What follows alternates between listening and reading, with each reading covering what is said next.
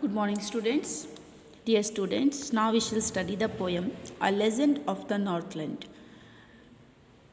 The poem is a ballad. Ballad is the poem which narrates a story in short paragraphs, short stanzas, and it appears just like a kind of poem in the form of a story.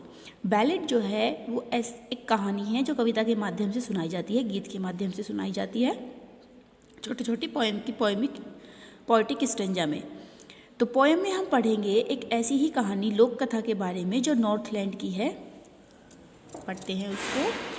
Away away in the northland where the hours of the day are few and the nights are so long in winter that they can't sleep them through.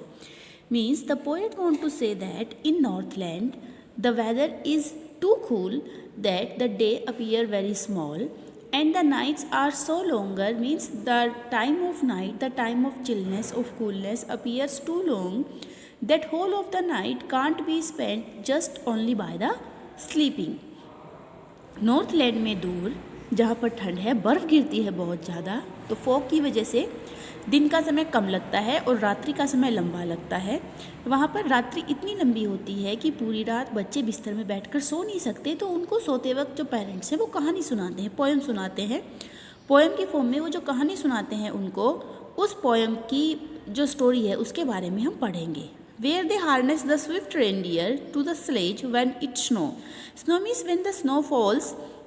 The people who live in Northland, they harness means होता है कसना, तैयार करना। वो reindeer को sledge गाड़ी, जो बर्फ़ पर चलने वाली गाड़ी है, उसमें कसकर तैयार करते हैं बर्फ़ गिरने पर। And the children look like bears cub. इतनी ठंड होती है कि बच्चे बहुत ज़्यादा वुलन क्लोथ्स पहनकर ऐसा लगता है जैसे भालू के बच्चे होते हैं। इन देयर फनी फरी क्लोथ्स, फर से बने हुए फनी ड्रेसेस में अपनी बच्चे क्यूट लगते हैं और ऐसे लगते हैं जैसे कि छोटे शावक होते हैं भालू के। They tell them a curious story. I don't believe it's true, and yet you may learn a lesson if I tell the tale to you. The poet says that I will tell you the story which their parents used to tell them at the time of night when they are in their woolen beds, and it may be that the story is not true, but after being false, you must learn a lesson from the story, from the poem. मैं आपको ये poem बताऊंगा जो मुझे भी नहीं लगता कि सच है, लेकिन उससे आपको एक सीख मिलेगी जिसको कि जो आपके फ्यूचर पे, आपके जीवन के लिए अच्छी होगी। Once when the good Saint Peter lived in the world below and walked about it preaching just as the tide as he did Sant Peter जो हैं वो जब संसार में पृथ्वी पर रहते थे, इधर उधर घूमते रहते थे, प्रीचिंग उपदेश देते हुए, जनता को सिखाते हुए अच्छी बातें।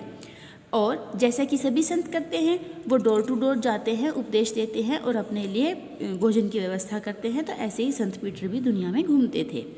He came to the door of a cottage in traveling round the earth where a little woman was making cakes and baking them on the hearth. hearth means होता है अंगीठी।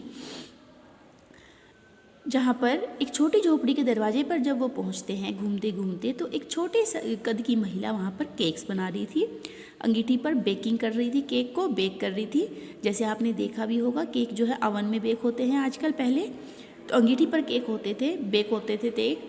तो उस समय की बात कहानी सुना रहा है वो, और कहता है कि संत पीटर जब घूमते हुए एक महिला के गेट पर पहुँचे, छोटे कद की महिला जो थी वो केक बना रही थी।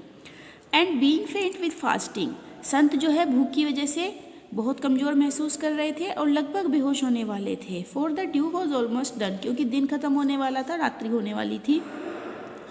He asked her from her store of cakes to give him a single one.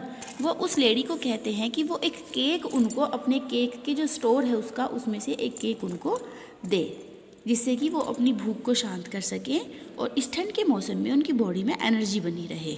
ये स्टोरी हम पढ़ रहे हैं, अभी हम इसका इतना ही पार्ट पढ़ेंगे, बाकी हम इसको बाद में कंप्लीट करेंगे। इतने पार्ट को पढ़कर आप थोड़ा माइंड में सेट करेंगे और पोएम की 8 लाइन्स आपको लर्न करनी है, उन लाइन्स को लर्न करेंगे। ओके, स्टार्टिंग से कोई भी एनी 8 लाइन्स आप लर्न कर सकते हैं पोएम के पैराग्राफ्स में से।